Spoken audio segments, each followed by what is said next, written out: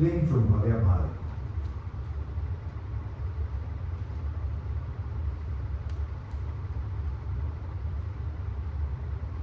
उगनारे मोर कते गेला शिव की दहु भेला, भांग नहीं बटुआ रूसी वैसे लाहा, जो ही हेरी आन देल हंसी उठी लाहा, जे मोर कहता उगना उदेश, ताहि देव ओकर कंगना बेस, नंदन बन में भेटल महेश, गौरी मन हर्षित मेटल गलेश, विद्यापति भन उगना सोकाज, नहीं हित कर मोर त्रिभुवन राज।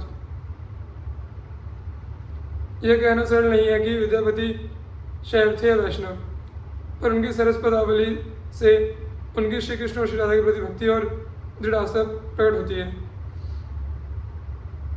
उन्होंने भक्ति भाव से सने प्रेम, विरह, मिलन, अभिसार और मान संबंधी अनेक सरस पदों की रचना करके अपनी श्री कृष्ण भक्ति की उज्ज्वल पताका फहराई है। श्री कृष्ण ही उनके आराध्य देव थे। उनके पदों में भक्ति सुलभ सरलता और माधुर्य का सुंदर समन्वय मिलता है। श्रृंगार भक्ति का इतना मधुर समावेश अन्यत्र कठिनता से हुआ है। उन्होंने अपने पूर्ववर्ती महाकवि गीत गोविंदकार श्री जयदेव का पूर्ण रूप से अनुगमन करके अपने अभिनव जयदेव नाम की सत्यता चरितार्थ की। कवि शेखर विद्यापति ने अपने उपासका निम्नलिखित पद में जो ध्यान किया है, उससे उनके रंगीले हृदय की रसीली भक्ति का पता चलता है। नंदक नंदन कदम्बक तरु तेरे, धीरे धीरे मुरली बजाव, समय संकेत निकेतन बहिसल, बेरी बेरी बोई पठाव, सामरी तोरा लगी अनुखने, बिकल मुरारी, जमुना के तीरे उपवन उद्बेगल, फिर ततही निहारी, गोरस बिके अब इते जाइते, जन जनी पुछ बन मारी, तोहे मतिमान सुमति मधुसूदन, बचन सुनऊ किछु मोरा, बनई विद्यापति सुन बर जौवती, बंदहु नंद किशोरा। विद्यापति रसिक भक्त महाकवि और प्रेमी थे। उनको गए 500 साल से अधिक समय हो गया, तो भी श्री कृष्ण भक्ति की सरसता की साहित्य जगत में महिमा मैथिल कोकिल की काव्यवाणी में प्रकट होकर उत्तरोत्तर सम्मानित होती जा रही है।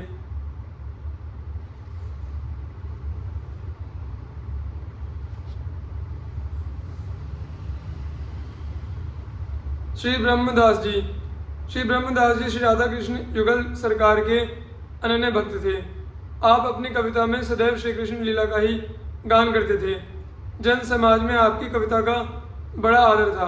आपका परमोत्कर्ष एक प्राकृत कवि से सहा नहीं गया। उसने आकर आपसे व्यर्थ का विवाद ठाना कि यदि काव्य की कसौटी पर कसा जाए तो मेरी कविता किसी भी दृष्टि से आपकी कविता से हीन नहीं है।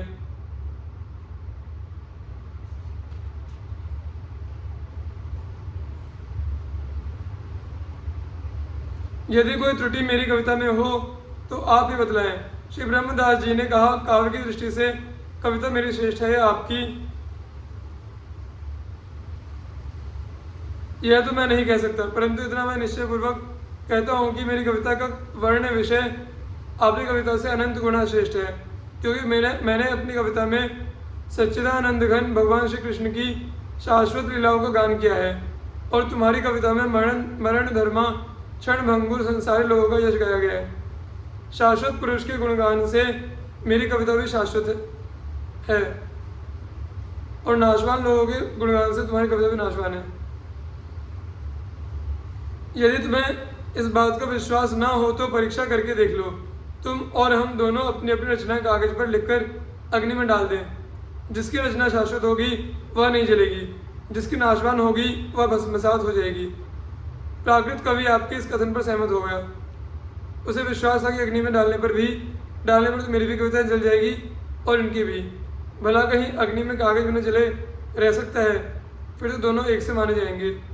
निश्चय होने पर दोनों दिव्य प्राकृत कवियों ने अपनी अपनी रचनाएं अग्नि देवताओं को समर्पित की। हजारों लोगों ने देखा कि उस प्राकृत कवि की रचनाएं तो अग्नि की लपट में स्वाहा हो गई, और ब्रह्मदास जी की रचनाओं पर आज भी नहीं आई। वे तो ज्यों की त्यों बनी रही, बल्कि और भी अधिक चमक उठी। यह चमत्कार देखकर वह प्राकृत कवि हार मान गया और श्री ब्रह्मदास जी की शरणागत होकर स्वयं भी श्री कृष्ण लीला गुण का ही गान करने लगा। श्री केशवाचार्य जी, आपके पिता का नाम श्री मोहन मिश्र एवं माता का नाम भागवती देवी था। ये सनाढ़ ब्राह्मण परम भागवत विष्णु स्वामी संप्रदायानुयायी गोपालचल ग्वालियर के निकट एक ग्राम के निवासी थे। घर में विराजमान श्री ठाकुर जी की सेवा में ऐसे तल्लीन रहते थे कि इन्हें संसारिक सुख दुखों का भान ही नहीं होता था। यद्यपि घर रिद्धि सिद्धियों से भरा था, फिर भी दंपति प्रेम धन के धनी थे। सेवारत दंपति को 50-55 वर्ष की आयु व्यतीत करने के पश्चात भगवत प्रेरणा संतान की अभिलाषा हुई। फलस्वरूप महर्षि कश्यप की आज्ञा अनुसार माता अदिति जैसे पयोव्रत करके पुत्र रूप में शिव वामन भगवान को माता अदिति ने जैसे पयोव्रत करके पुत्र रूप में शिव वामन भगवान पाया, उसी प्रकार ब्राह्मण दंपति ने भी सविधि पयोव्रत का अनुष्ठान किया। व्रत की समाप्ति होने पर स्वप्न में भगवान ने स्वयं पुत्र रूप से प्रकट होने का संकेत किया।